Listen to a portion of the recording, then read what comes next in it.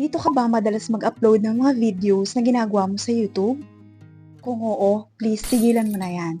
Dahil sa video to, ituturo ko sa'yo kung papaano nga ba ang tamang paraan ng pag-upload ng video sa YouTube gamit ang ating mga cellphone.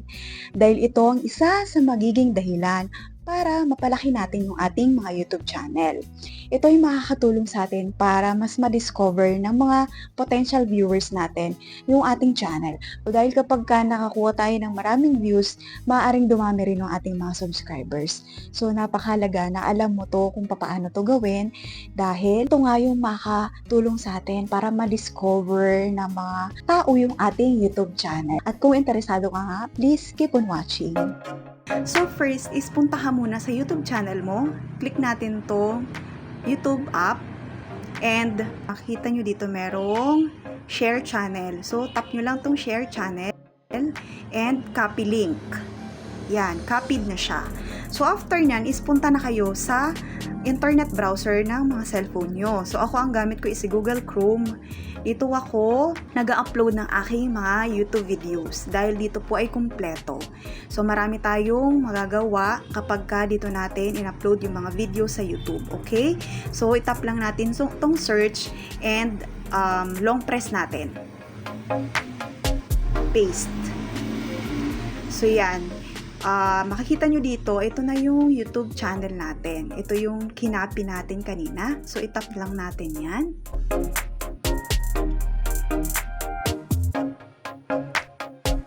Make sure lang na naka-desktop site siya. So, paano nyo makikita yon? Kailangan, tap nyo lang tong tatlong tuldok na to sa taas and kailangan naka-check itong desktop site. Okay? So, para kumpleto nating makita yung mga settings na nandito sa YouTube. Okay? So, after nyan, kapag mag-upload na tayo ng ating mga videos, tap lang natin yung customize channel. Ito. Makita nyo dito na dito yung create.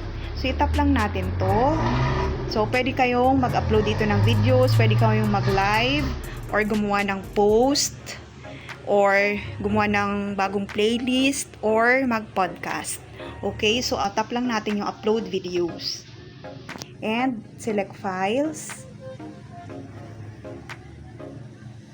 And, yung gallery natin.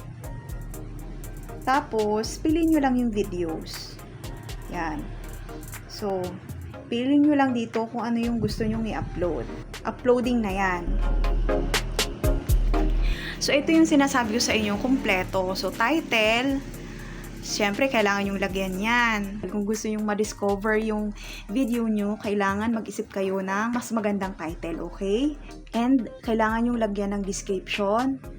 Tapos itong thumbnail, kapag doon kayo sa YouTube app, nag-upload ng video, hindi nyo makikita yung ito, test and compare, wala to. So itong test and compare, maaari kayo mag-upload dito ng tatlong picture na gusto nyo gawing thumbnail and makikita nyo dito kung alin yung thumbnail na mas pinipili ng mga viewers na i-click. Okay, so yun yung i-recommend sa'yo ng YouTube. So, yun yung kagandahan nito. And, after nun is, ito yung isa sa pinakamahalaga. Ito, pindutin nyo lang yung show more, itong tags. So, mahalaga rin na merong tags yung mga ginagawa mong video para may idea ang YouTube algorithm kung tungkol saan yung video yung ginagawa mo, kung tungkol saan yung content or yung channel mo. Okay po? So, mahalaga na maglalagay ka dito ng tags. Yan. Kasi nakakatulong yan para maging searchable yung mga content na ginagawa natin or i-recommend ni YouTube dun sa mga viewers. Okay? So, ito, makita niyo dito kung ano yung language na ginamit nyo. So, Filipino, yan. So, kompleto to. And kung gusto mong i-turn on yung comments or i-off, so, nasa sayo yan. And kung gusto mong i-off yung likes para hindi makita ng mga viewers mo kung ilan na yung likes ng video mo, pwede mong tanggalin yung check. So, diba?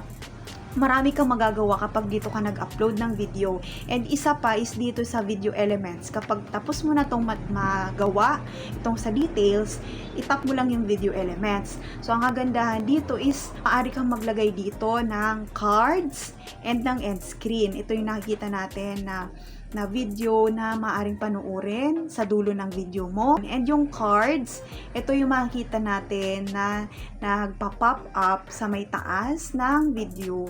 And yung checks, dito makikita natin kung merong copyright claim o wala yung video na in-upload mo. So, nakalagay nga dito, no issues found. So, kapag ka may copyright claim yan, malalagay yan dyan na merong copyright claim yung video mo.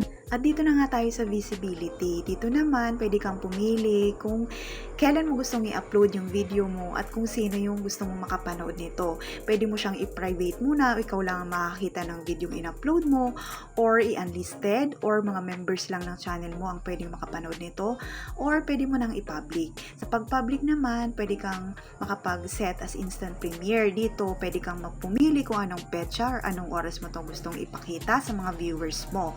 So, kapag nakapag-decide ka na at gusto mo na i-publish, tap mo lang yung publish sa may baba at masasave na yan sa YouTube channel mo. At kung nakatulong nga sa'yo ang video kong to, kindly like this video and subscribe to my YouTube channel for more tutorials. Maraming salamat nga sa panonood and see you next time. God bless us all. Bye!